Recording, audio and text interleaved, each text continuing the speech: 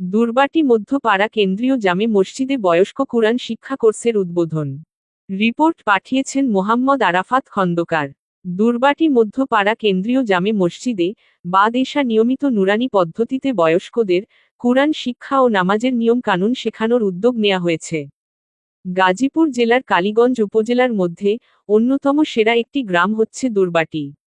কালীগঞ্জ পৌরসভার ১ নং ওয়ার্ডের সুবিশাল এই গ্রামের সাধারণ মানুষগুলো বিশেষ করে ইসলামিক যেকোনো কর্মকাণ্ডকে খুবই গুরুত্ব দিয়ে থাকে। তারই ধারাবাহিকতায় সকলের জন্য প্রতিদিন এশার নামাজের পর বয়স্ক মুসল্লিদের সহিহ শুদ্ধভাবে নামাজ আদায় করা এবং কুরআন শরীফ তেলাওয়াত শেখানোর উদ্যোগ নেওয়া হয়েছে অত্র মসজিদ কমিটির পক্ষ থেকে। এই উদ্যোগের ফলে দুর্বাটি মধ্যপাড়া কেন্দ্রীয় জামে মসজিদে ইমাম ও খতিব মাওলানা রুহুল আমিন গাজীপুরি এলাকার মুসল্লিদের মধ্যে ব্যাপক সাড়া ফেলেছেন। ১ ঘণ্টা সময়ের এই কোর্সে মুসল্লিদের মধ্যে প্রবীণদের পাশাপাশি যুবকদের উপস্থিত লক্ষ্য করা যায়। আসসালামু আলাইকুম, আমি হাফেজ মাওলানা রুহুল আমিন গাজীপুরি যে মসজিদ অবস্থান করছে এই মসজিদ ইমাম খতিবের খতিবাদের দায়িত্বে আছি।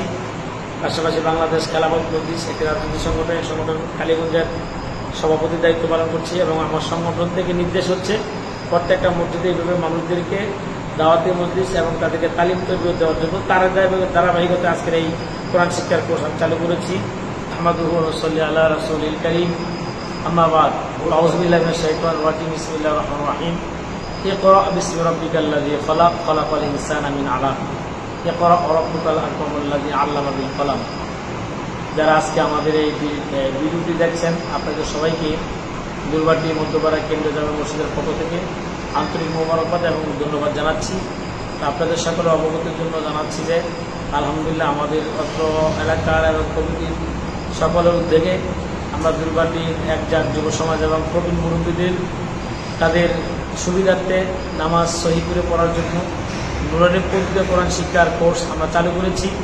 ইতিমধ্যে আলহামদুলিল্লাহ আমাদের ভাইয়েরা কোরআন শরীফের বিভিন্ন আয়াত তারা বানান করে পড়তে সক্ষম হয়েছে এবং শুদ্ধভাবে তারা পড়তে পারছে।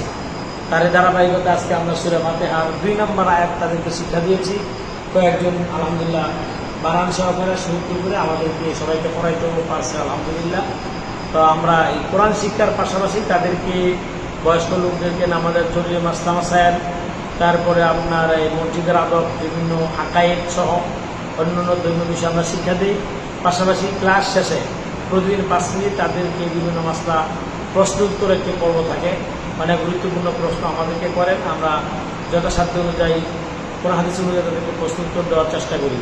আর আজকে আপনারা জেনে আনন্দিত হবেন, আমরা এই কাজটি যেহেতু করেছি, আপনারা যারা আমাদের এই ভিডিওটি দেখছেন আপনাদেরকেও আহ্বান থাকবে বাংলাদেশের প্রত্যেকটা মসজিদের জন্য এইভাবে সমাজভিত্তিক বয়স্কদের কোরআন শিক্ষার সহি শুদ্ধভাবে কোরআন শিক্ষার কোর্স যেন চালু করা হয়, এই আহ্বান রাখছি।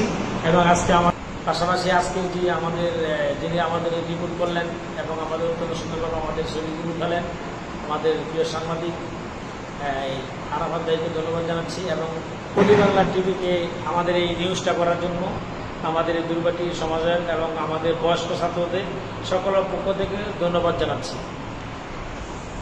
আশা করি আপনারা এখানে আসার জন্য প্রস্তুতি নেবেন, এটা আখেরাতের শান্তির জন্য, এটা আমরাই লাভবান হব। আশা করি আপনারা যারা আছেন এরকম যারা বুঝেন না এখানে আসলে শিখতে পারবেন, লজ্জার কোনো কিছু নাই, বয়স্ক লোক। তো ইনশাল্লাহ আমি আশা করি আমার কথাটা মূলত রাখবেন, এটা আখেরাতের শান্তির লেগে।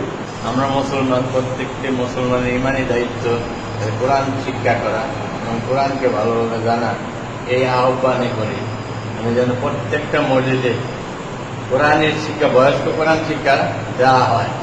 আসসালামু আলাইকুম। আচ্ছা, আসলে আমরা যারা নামাজ পড়ি কিন্তু আসলে নামাজ আমাদের সহিশুদ্ধ হয় না, কারণ আমরা সূরা কেরাত ঠিক মতন হয়তো অনেকে জানি না। তো আমাদের সূরা কেরাত সঠিক করার জন্য আমাদের মসজিদের ইমাম সাহেব কোরআন শিক্ষার ব্যবস্থা করেছেন।